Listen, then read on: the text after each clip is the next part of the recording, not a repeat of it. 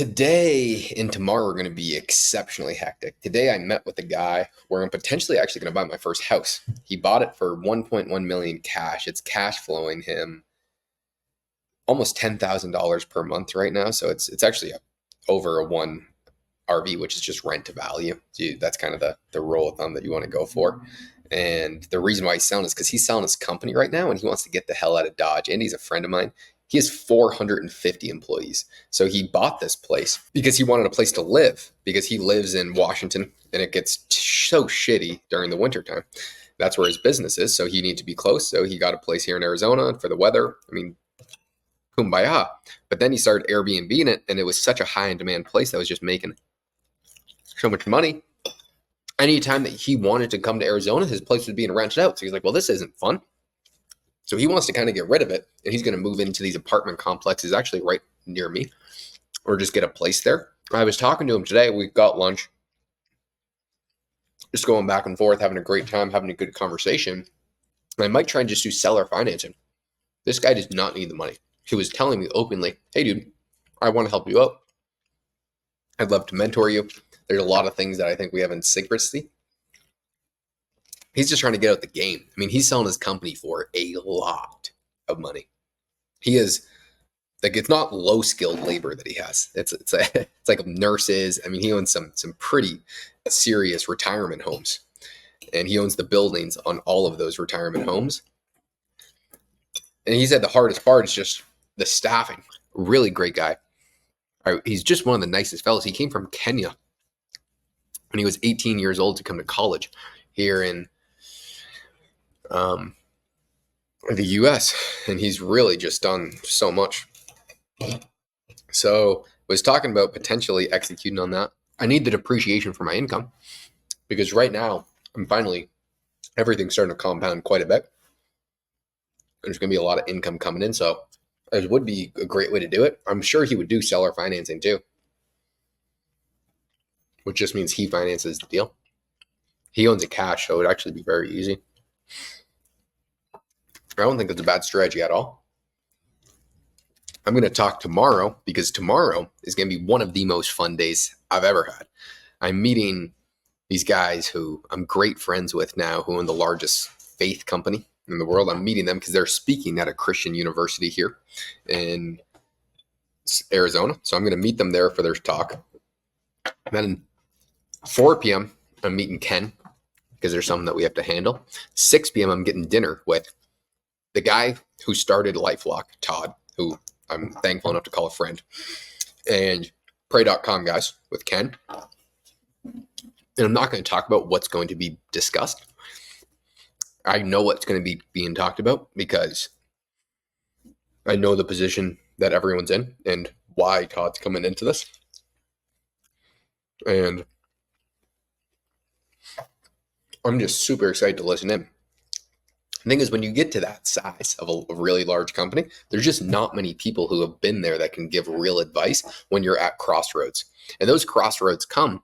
I mean, there's always a question is what do you do with your business when it gets to a certain size? Do you keep growing? Do you sell? Like, how do you roll yourself out of it? Ken decided to just keep growing, and he's still growing.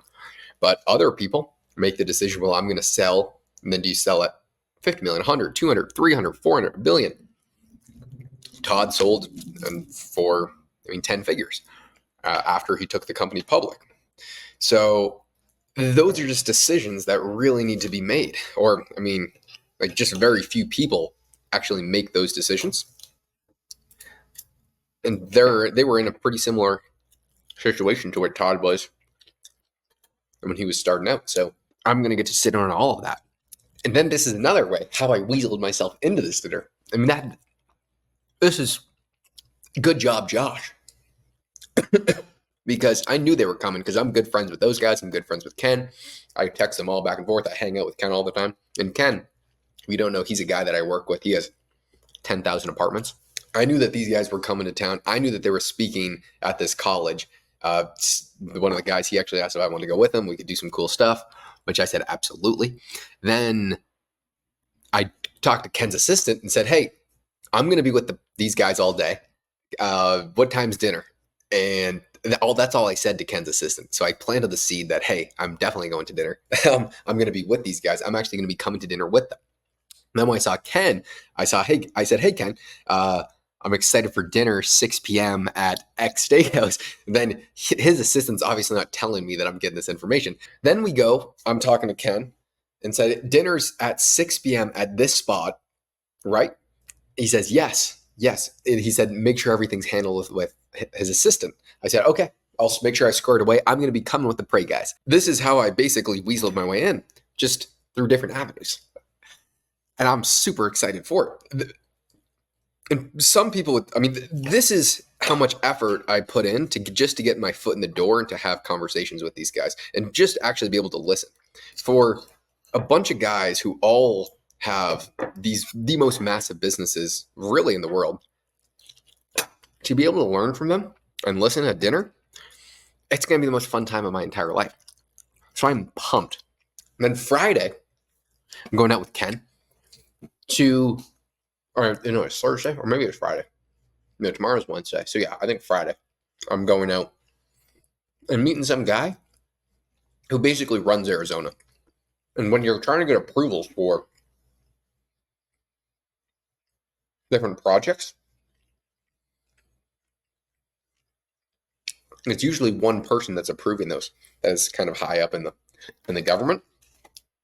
So this is that person that gets those approvals passed. And so Ken and I are going to be going hanging out with him, getting lunch, doing some really cool things. Then Friday, I already have plans Friday.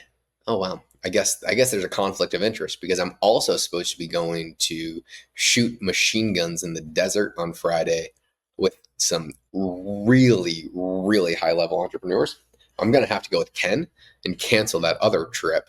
But I guess now that I'm talking this through, there's a conflict of interest. This is why I need an assistant, because I need to make sure my schedule is always dialed in. Oh, shoot. Thursday at 2 p.m., I have another meeting with some new tax people I'm thinking of taking on who are like, this guy is one of the best CPAs in the entire world.